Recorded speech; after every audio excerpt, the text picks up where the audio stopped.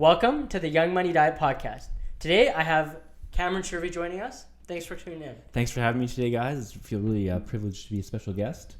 So today we have a really unique opportunity here where I was given the option to kind of choose a category, and Raj has no idea. Yep.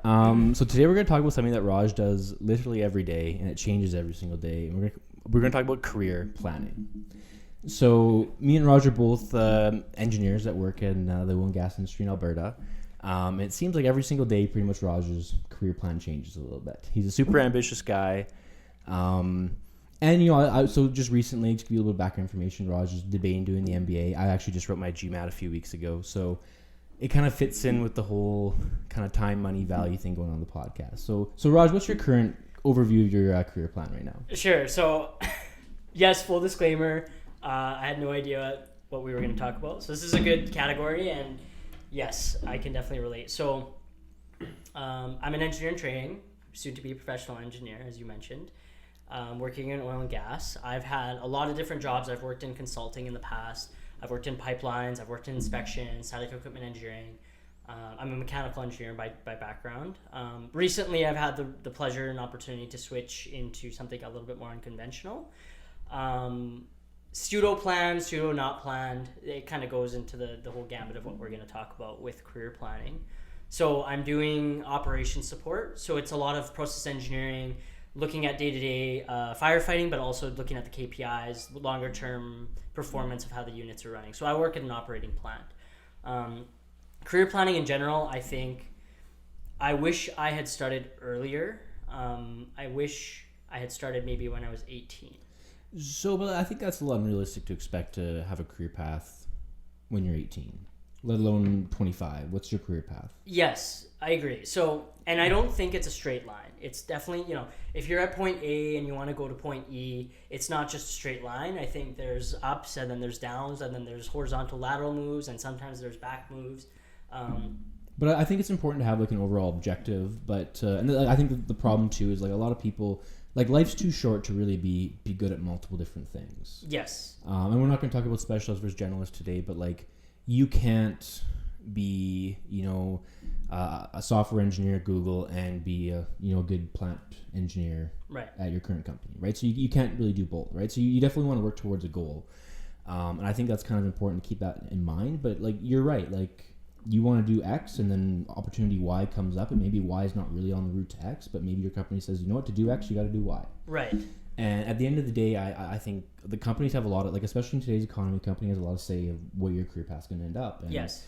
So I'm also a firm believer that work is a means to an end. And at the end of the day, like, I don't think many people love their job. Like, mm-hmm. I enjoy going to work and I have fun doing it. But would I say that I wake up every day and, go to work absolutely loving every single day, everything I do? No. Right. You get to a certain point where there's going to be conflict, and as much as people say they like conflict, not everyone loves conflict day in and day out, right? And I'm sure you deal with conflict at work where you sometimes you don't mind it, sometimes it gets a little bit frustrating. So I do agree with you. I think it's a means to ends, but I think there's also the uncharted territory of the potential to really love what you're doing.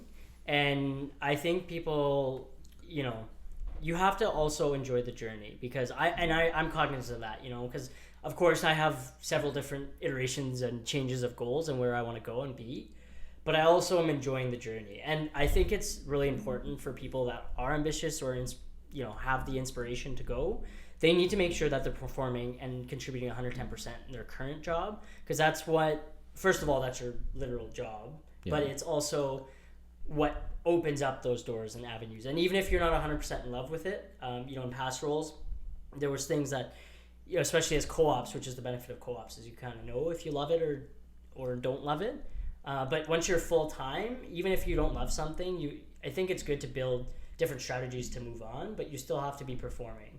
Yes, well, so you're like kind of talking about the inherent competitiveness in the current workforce, mm-hmm. Which is important, but I guess that's not really where I'm going with it. Is how do you let's go back to the kind of the original conversation about the career path. Is you have a career path and you want to end up being position X, right? That being the CEO or general manager or whatever you want to call it, right? How much does that change on a day-to-day, week-to-week, month-to-month basis? Me personally? Just you personally, And then like overall, what do you think everyone? So I think me personally, it changes all the time. I don't know what I want to be when I grow up. I don't know what I want to eat for breakfast tomorrow. I definitely think it's a downfall because having a concrete plan, you can focus. But so I think if you have a concrete plan, that kind of brings some rigidity into it. And I think rigidity, especially young, in a career plan is tough. Because if you want to do something, if you want to be in a straight line, everyone, like your boss is going to laugh at you. Yes. Right? So I think it's good, like, yes, it's good to know what you want to do, but at the same time, having a concrete plan and saying, I want to do this and only this is just going to piss people off. Yes, and I think you also need to be willing to be flexible. And you have to throw as many balls on the court as you can. Because, like you said, where the job market is now in almost all professions, it's a supply and demand imbalance. There's way more good, competitive people than there are jobs. So the demand is way higher than the supply right now. So you do need to be flexible. Yes, and so I feel like so we've been in our careers now, 4 years, and I feel like we've just been in a downspin in the economy for our whole careers. Yes.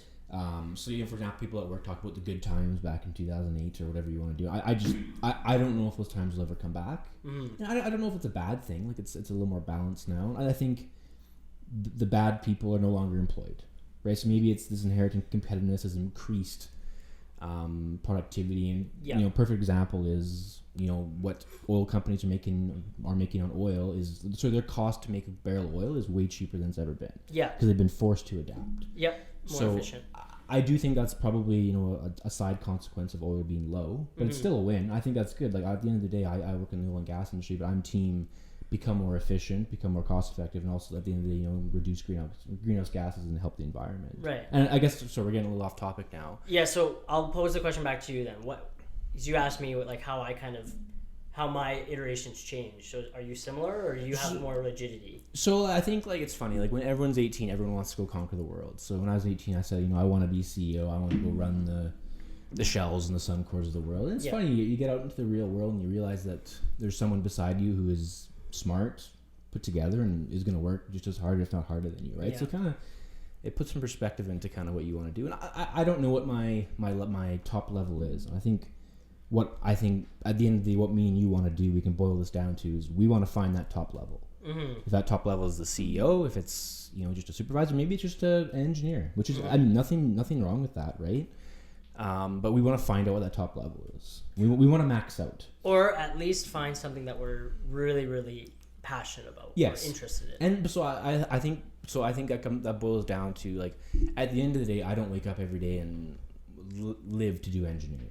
Mm-hmm. Like, I don't get excited by formulas and stuff like that. I get excited by making decisions and people and stuff like that, which I wouldn't associate with engineering, but it's definitely goes in tandem stronger than other skill sets. So is that something you knew when you started school, or is that something you've decided more recently? So I think subconsciously I knew, but it's something that I've probably become more aware of. I think that's one thing as you mature. That's one thing I've really noticed is your priorities really start to come in line, mm-hmm. and you're not sure where all the blocks are going to fall. But seeing where priority number one is priority number one was maybe career, maybe it's family now, and so for me it's definitely now probably family then career. Right. But it's hard to kind of look back at that and say, okay, 18, I'm charting this course. Mm-hmm. Let's make these decisions to get me here, and really it changes over time.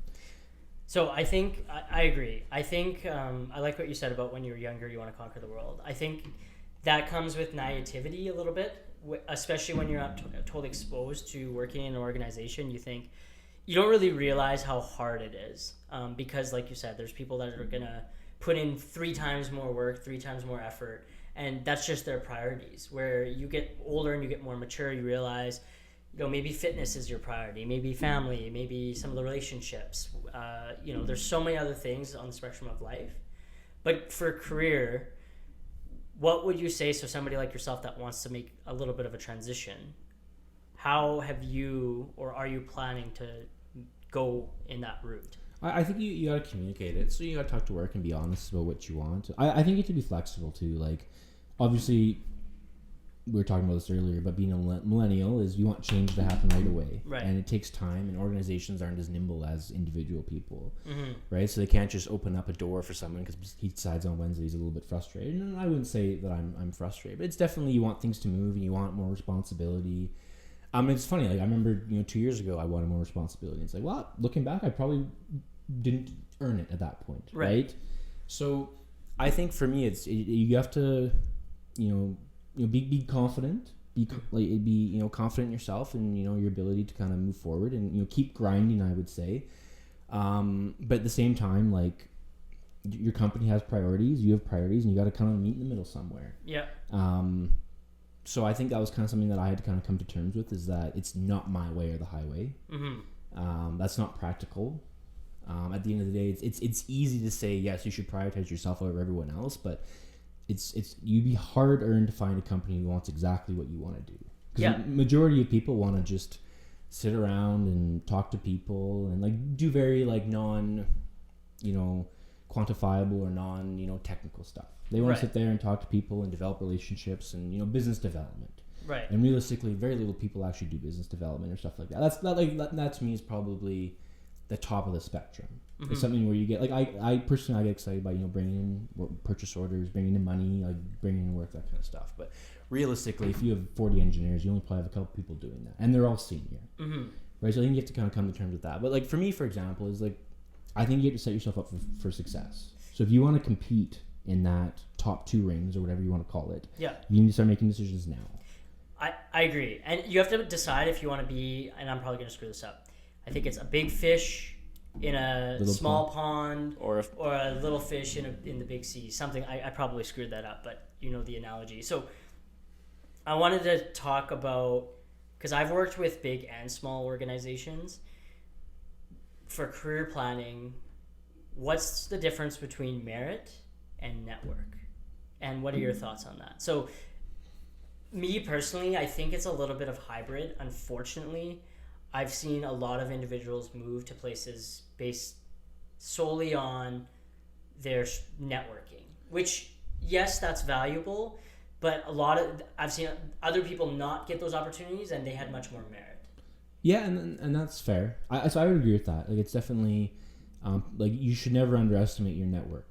And like so to me, like, and that's something I'm consciously always trying to work on, is like, who is this person? He's a janitor. Let's work on my network. Who knows, right? And I'm not saying like to be rude or anything, but like who knows who's out there. You should always treat people with respect, but also like don't underestimate anyone. And every single person on your team is a step in the right direction. Right. And I know you're not going to be able to please everyone. If you're going to be friends with someone, or someone else is going to get unhappy about it, but really you need to. People have to like you. At the end of the day, like no one is in a position of power who people hate. Yeah. It's very rare that you see someone in a position of power who either is bad at their job and people don't like them. You can get one who's good at their job and people don't like them, or you can get someone who's bad at their job, people like them. But rarely do you get both negatives there. So I guess to answer your question, for like merit and network, I think early in your career, merit is important. Yeah, for sure. So because right off the bat, if you don't have merit, that's something they will find out right away. Because you're sitting there, you're doing technical work. If you're cutting corners, your superior will find out. Because he's dealt with it before. He knows what's going on. But where this gets interesting is eventually you're going to get to a stage where the majority of people, the people who don't have merit are going to be kind of gone. Right. They're weeded out. They're weeded out. They're gone, and I think it's going to come down to your network. Okay. Right. It's going to come down to your network. Who you like, who likes you, is more important. Your influence. Your influence, like people respect you, and then at the end of the day too, like can you fix things in a pinch? I think that's a very underestimated thing. I've seen people rise to the occasion and hide.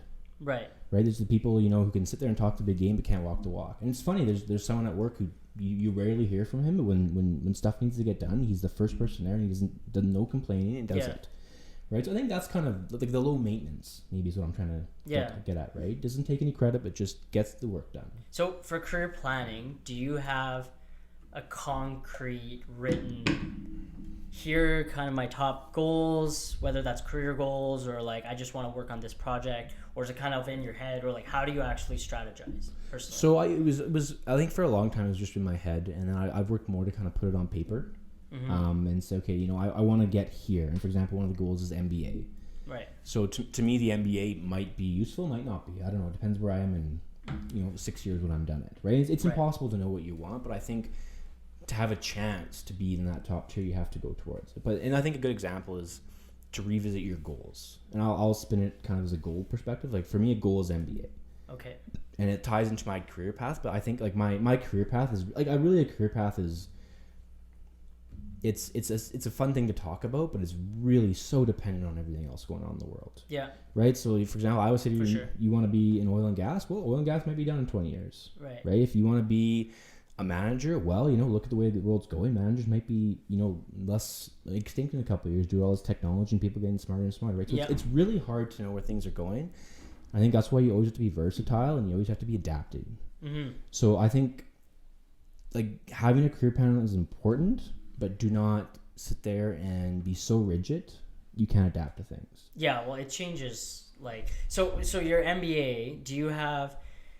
So is this kind of a means to an end, or are you planning? Okay, this is why I want to do it. But here are kind of some 5 potential outcomes. I think it's good to have potential outcomes.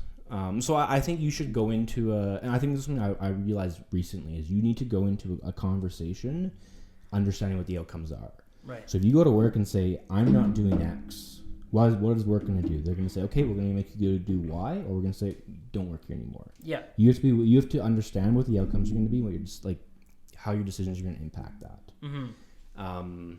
So I think that's something that it took me a while to figure out, because you go and say, I want to do this. Mm-hmm. And they said, like, they ask you some good questions, like, okay, how do you want to do it? Right. And it's like, well, I don't know. I know I want to do it, but you haven't put any thought to how you're going to do it. Yeah, just being prepared for that conversation. You mentioned, so one thing that, I don't know where this quote comes from, but, and I reflect on this because you mentioned being a millennial and you want things fast, and people overestimate what they can do in a year and underestimate what they can do in a decade. And when I first I heard this a couple of years ago, and I thought, well, that's silly. How many decades in life do we have? But now looking back, like realistically, we've been in our careers for such a small duration, and some of the trust and projects that the organizations are now giving to the earlier folks, because we're getting leaner, I've recognized like it's a journey rather than a destination, and things aren't going to happen like this. Things are already happening way faster now than 30 years ago, and I think it's appropriate for us to reflect that we should slow down a little bit and really spend the time to build that spine, that backbone. Yeah, so I agree with that. I agree with it, but I always struggle with the reflect thing. It's like, well, the person was in, for example, in your job role 10 years before you were, and you were in this job role for now 5 years. It's like, well, right. To me, it's still 5 years. Yeah. Right. So it's easy to reflect and say, yes, I should think this way, but we both know we think differently. We want to make 5 years 3, or we want to make 5 years 4. Like, yeah. So the quote, it's not just with the specific like your role. I just mean holistically. If you have a goal in mind, like your MBA is a good example where this is something you thought about maybe last year, and you've created a plan, and it's a multi-year plan. It's 6 years, let's say, and you have that patience to create the plan and then actually follow it through. Whereas some people just, they plan, okay, I want to lose X amount of weight in this year, or, related to careers, I want to be in like this position in 1 year. I think people overestimate what they can do in a year. So that goes back to my point, like I want to do this, but they haven't thought about how. Right. So like the number one thing I hear about here at work is, I'm unhappy, I'm going to change it. They never do it. How? They never do it. They never tell me how they're going to do it. They never tell me, oh yeah, I can financially do this without my job, go back to school, I'd get this education. No, it's always, I'm unhappy, I want to do this. Right. And to me, it's frustrating because all they're looking to do is just complain. Yeah. They're just complaining. My life sucks. Well, you know what, buddy? If your life sucks, go fix it. Yep. I agree. And like, I enjoy talking about like how you're going to fix it, but I get frustrated with this whole like, well, like the Eeyore thing. Well, thanks for noticing me. Right. My life sucks. Like, well, you made decisions. You're here now, and I understand. Not everyone's given a level playing field, but I know lots of people who you started from the bottom and ended at the top. Yeah. For lack of a better term, right? So I don't have a lot of patience for this. This complaining and this. Yeah, I guess just complaining. No, I agree. I like somebody that you and I know, but I won't say their name. They couldn't find a role right away, but they kind of knew what where they wanted to go. And they ended up taking a job that was really low pay at an inspections company. And a lot of other individuals didn't want that opportunity because they thought, whatever, they were too good for it, or, you know, that was too low. But this individual saw, you know, I'm going to use this to get the work experience and get to where I want to go. And they built this 2-year plan, or however long it took them, rather than sitting down and blaming the world, like you said, the Eeyores, that, okay, I wasn't given the grade A, you know, Connor McDavid opportunity. Yeah. But hey, I'll be Drake Kajula. I'll be the grinder, and I'll put in the time and effort, and I will work harder than the next person, and eventually it worked out for them. And I think that's what it goes back for career planning is. Sometimes you just have to do things that, you know, obviously they're of the benefit of you to progress forward, but maybe they're a complete horizontal move, but you always have that end goal in mind, or that insight. Yeah. And so I have my hot take for the episode right now. Sure. I think the most underrated thing in a career is the grind. It's just getting up and doing things every day. And the transition from school to career, where, you know, school you have class at 10s, you can sleep until 9:50 and then, you know, wake up in your dorm and go to class. Yeah. And now you're expected to get up every single day at 6:30 and go to work. It's a grind. Yep. And there's conflict. There's people saying things you don't want to hear. There's people in your way, and it's just, I think you see a lot of people who thrive at university, and, you know, they go into the grind, and then they're really smart, but they're not special anymore. Yeah, exactly. You know, they're not special. They're, at the end of the day, you're smart, but we don't need you to solve this really complicated equation. We just need you to take a stack of paper and give me, out of 1,000, you know, valves, give me the 2 that are really high risk. Yeah. And to me, it's that grind. That's where I find it really interesting how you talk about, you know, your career path and stuff like that. And some people get, you know, really ambitious, or maybe the grind just worn them down so much. But, you know, for example, they get too ambitious, and then the grind wears them out, or they just don't have that ambition to start with, and the grind just, you know, they just kind of get grinded into this corner. Yep. And all the people I really admire within and outside of my organization, a lot of 9 times out of 10, the leaders, all the people I look up to say, I just worked harder than the next person, and I was at the right place at the right time because they were ready for those opportunities. But, thanks for tuning in, and remember to stay hungry, stay humble.